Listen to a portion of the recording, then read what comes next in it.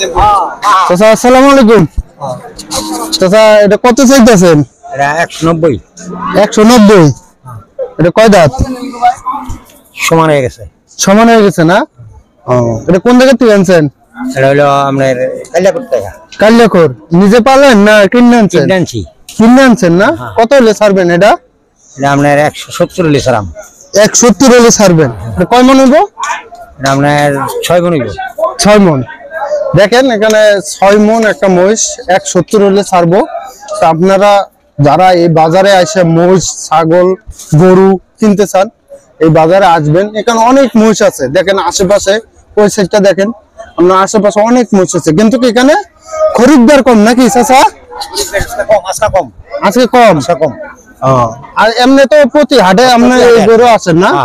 মানুষের ধান কাটা লাগছে তো খরিদ্দার কম। খরিদ্দার কম, আমাদের ধান কাটা লাগছে, বড় ধান। এখন বড় ধান কাটতেছে দেখে এখন খরিদ্দার কম।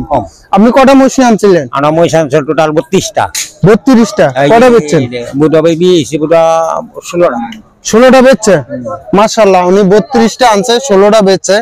আপনারা দেখেন এখানে যে আমার বাম পাশে অনেক মহিষ, অনেক এই বাজারে অনেক মহিষ, কিন্তু পাইকার কম।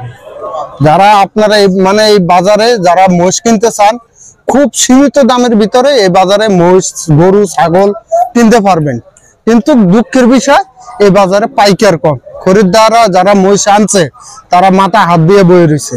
ঠিক আছে, আপনারা আসবেন অবশ্যই এই জায়গাটার ওই সামান্য কিছু কম বেশির ভিতরে আপনারা মহিষ কিনতে পারবেন।